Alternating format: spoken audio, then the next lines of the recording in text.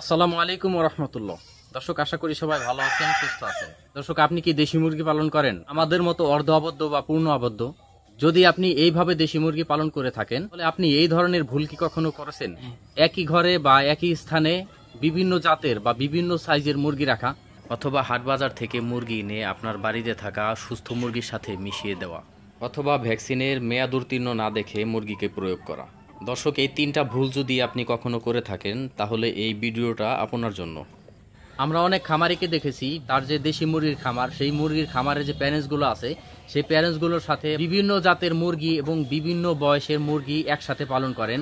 আবার অনেকে আছে মুরগির সাথে হাঁস পালন করেন, বা মুরগির শেডের ভিতরে বা মুরগি যে এরিয়ায় থাকে সেখানে কবুতর পালন করেন। তো এই ধরনের বারোয়ারি জিনিস কিন্তু আপনি একসাথে পালন করতে পারবেন না।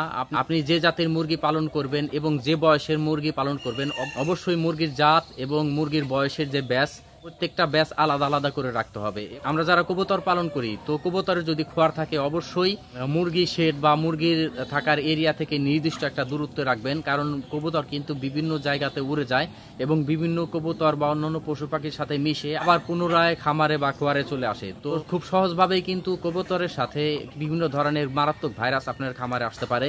এই ভুলটা আপনারা কখনোই করবেন না। গত 3 দিন আগে এক ভাই নোয়াখালী থেকে আমাদের ফোন দিছে। তার খামারে আগে থেকে প্রায় 200 পিসের মতো অ্যাডাল্ট মুরগি আছে, পরিপূর্ণ সুস্থ। ওই লোকের ছোট ভাই যে কোনো কারণে হাটে গেছে, হাটে যাওয়ার পরে একটা মুরগি তার খুব পছন্দ হয়েছে। তো পছন্দ হওয়ার কারণে সেই মুরগিটা সে কিনে নিয়ে আসছে। কিনে নিয়ে আসার পরে সে তার যে খামারে যে মুরগিগুলো আছে, ওই মুরগির মধ্যে ওই মুরগিটা রেখে দিছে। 2 দিন পর থেকে হঠাৎ সুস্থ মুরগি মারা যেতে শুরু করছে। যখন মুরগি অলরেডি 50% মারা গেছে, 50% মারা যাওয়ার পরে যখন মুরগিটা নিয়ে উপজেলা পশু হাসপাতালে গেছে, পশু হাসপাতালে যাওয়ার পরে যখন সেই মুরগিটা পোস্টমর্টম করছে, তো পোস্টমর্টম করার পরে দেখে সেই মুরগিটা রানীক্ষেত। ভাই কিন্তু দীর্ঘ 1 বছর যাবত এই দেশি মুরগি ফার্মের সাথে যুক্ত আছেন, কখনোই এই ধরনের সমস্যার মধ্যে পড়ে নাই। তখনই এই বিষয়গুলো বিভিন্ন খামারিদের সাথে শেয়ার করা শুরু করলো যে কি কারণে এই ধরনের সমস্যা হইলো। আমাদের ফোন করার পরে এই পুরোপুরি সব বিষয়গুলো আমাদের সাথে শেয়ার করলেন। উনি যখন এই বিষয়টা বললেন যে তার ছোট ভাই হাটে থেকে একটা মুরগি আনছে, তো মুরগিটা কোনো রকম পরিশোধন না করে সেটা যে মুরগিগুলো আছে সেই মুরগির সাথে রেখে দিছে। আমাদের আর তখন কোনো রকম সন্দেহ রইল না যে কি কারণে এই ধরনের সমস্যা হয়েছে। তো এই ভুলটা আপনারা কখনোই করবেন না। আমরা অনেক খামারিকে দেখেছি বা অনেক ছোট উদ্যোক্তাকে দেখেছি এই ধরনের ভুল করে। হাট বাজার থেকে মুরগি কিনে কখনো বাসার মুরগির সাথে কখনোই মিলাবেন না। যদি আপনার মিলানোর প্রয়োজন হয়, অবশ্যই 7 দিন সেই মুরগিটা কোয়ারেন্টাইনে রাখবেন এবং পুরোপুরি 100% পরিশোধন করে তারপরে মূল শেডের যে মুরগিগুলো ওই মুরগির সাথে মেশাবেন। তো আপনি হাট বাজার থেকে কিভাবে মুরগি কিনবেন এবং কেনার পরে কিভাবে পরিশোধন করবেন সেই বিষয়ে কিন্তু আমাদের চ্যানেলে ভিডিও আপলোড করা আছে, যদি প্রয়োজন হয় আপনারা দেখে নিতে পারেন। তৃতীয়ত, এই ভুলটা আমরা অনেক ছোট উদ্যোক্তা করি, সেটা হচ্ছে আমরা যখন ভ্যাকসিন করি, ভ্যাকসিনের কখনোই ডেট লক্ষ্য করি না।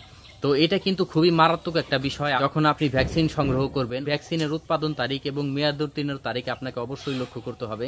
কারণ মেয়াদ উত্তীর্ণ তারিখের ভ্যাকসিন যদি আপনার মুরগিকে আপনি প্রয়োগ করেন, যে ভাইরাসের বিরুদ্ধে আপনি ভ্যাকসিনটা প্রয়োগ করলেন, সেই ভাইরাসে আক্রান্ত হওয়ার সম্ভাবনা 90% থাকে। আমরা প্রায় এই বিষয়গুলো শুনি যে অসংখ্য খামারে এই ধরনের ঘটনা ঘটেছে। পরিপূর্ণ সুস্থ মুরগি ভ্যাকসিন করার পরেই বিভিন্ন সমস্যা হয়ে মুরগিগুলো পুরোপুরি মারা যায়। তো আপনার সরকারি বা বেসরকারি যে ভ্যাকসিনগুলোই মুরগিকে প্রয়োগ করেন, অবশ্যই উৎপাদন তারিখ এবং মেয়াদ উত্তীর্ণ তারিখ ভালোভাবে লক্ষ্য করে সেই ভ্যাকসিন মুরগিকে প্রয়োগ করবেন।